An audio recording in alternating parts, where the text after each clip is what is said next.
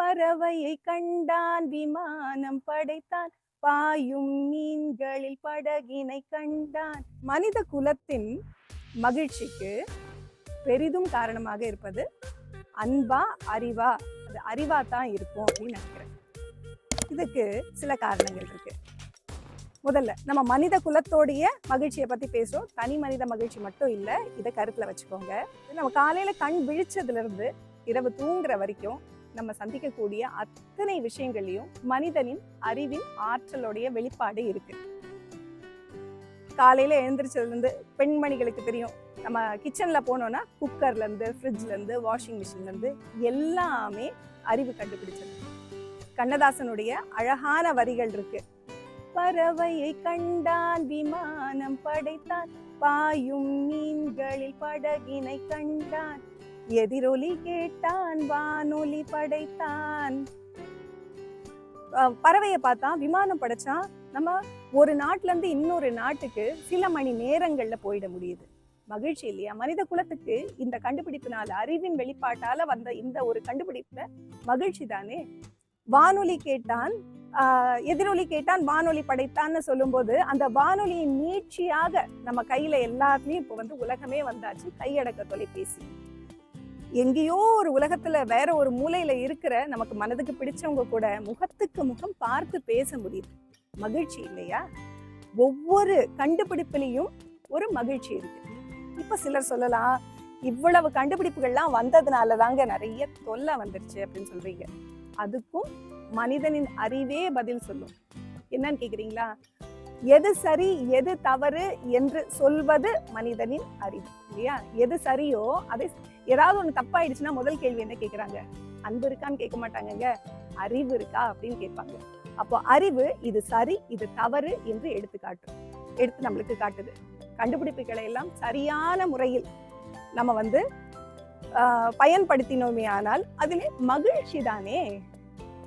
இது சரி இது தவறுன்றது அந்த இடத்துல மட்டும் நிக்கிதான்னு பாத்தீங்கன்னா, நம்மளை சுத்தி இருக்கக்கூடிய அத்தனை விதிமுறைகள் இருக்குல்ல. ஒரு சாலையில போனா சாலை விதிமுறை, ஒரு பள்ளி எப்படி நடக்கணும், ஒரு அலுவலகம் எப்படி நடக்கணும், ஒரு அரசாங்கம் எப்படி நடக்கணும், எல்லாத்துக்கும் விதிமுறை இருக்கு. இது சரி இது தவறு.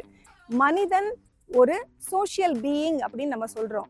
சமூகமாக வாழக்கூடியவன். இதுல விதிமுறைகள் தேவை. இந்த விதிமுறைகளை கொண்டு நமக்கு சேர்த்தது அறிவு.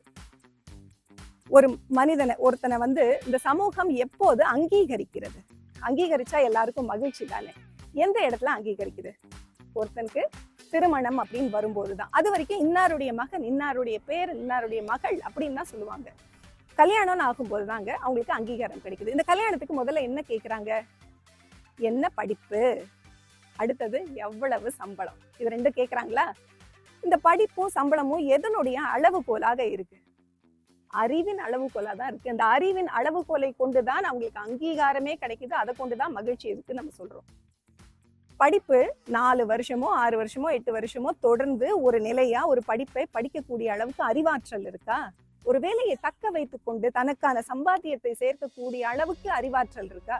இதுதான் அளவுகோலா இருக்கு. இப்போ உதாரணத்துக்கு எடுத்துக்குவோம். இப்போ ஒருத்தங்க சொல்றாங்க, என் பையன் ரொம்ப நல்ல பையங்க, ரொம்ப அன்பான பையங்க, ஆனா படிக்கல, அந்த அளவுக்கு அறிவு கிடையாது, பொண்ணு கொடுங்கன்னு கேட்டா நீங்க யாராவது பொண்ணு கொடுப்பீங்களா? கொடுக்க மாட்டோம். ஏன்? ஏன்னா அங்கே அன்பு மட்டும் பத்தாது.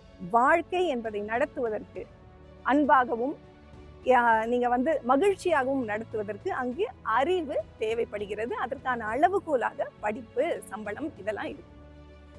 இன்னொரு விஷயமும் தெரிஞ்சுக்கணும், ரொம்ப முக்கியமானது இதுதான். அன்பு எளிதில் காயப்படக்கூடியது. அன்பு மட்டுமே கொண்டு செய்யக்கூடிய காரியங்கள்ல சிக்கல் வரக்கூடும். இப்போ நம்மளை யாராவது எதனா சொல்லிட்டாங்கன்னு வச்சுக்கோங்களேன், அன்பான மனசு ரொம்ப வலிக்குங்க. அது தவறான முடிவுகள் சில நேரம் எடுக்க வச்சிடும்.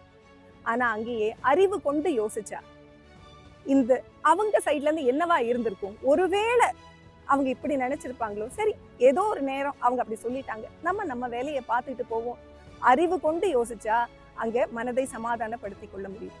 ஒரு காரியத்தை அறிவு கொண்டு செய்தால் வெற்றிகரமா செய்யலாம், அன்பும் அறிவும் சேர்ந்து செய்தாலும் வெற்றிகரமா செய்யலாம். ஆனா அன்பு மட்டுமே கொண்டு செய்யும் போது நிறைய இடங்கள்ல சிக்கலாயிடும்.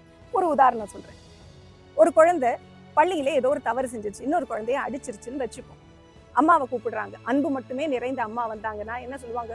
அச்சோ என் பிள்ளை எதுவும் சொல்லாதீங்க, என்ன மருத்துவ செலவாகுது சொல்லுங்க, நான் செஞ்சிடுறேன், என் பிள்ளைய ஒன்றும் சொல்லாதீங்க அப்படின்னு சொன்னாங்கன்னா அந்த குழந்தை இந்த சமூகத்துக்கு ஒரு நல்ல மனிதனாக கிடைக்கிறதுக்கான வாய்ப்புகள் எவ்வளவு சிந்திச்சு பாருங்க.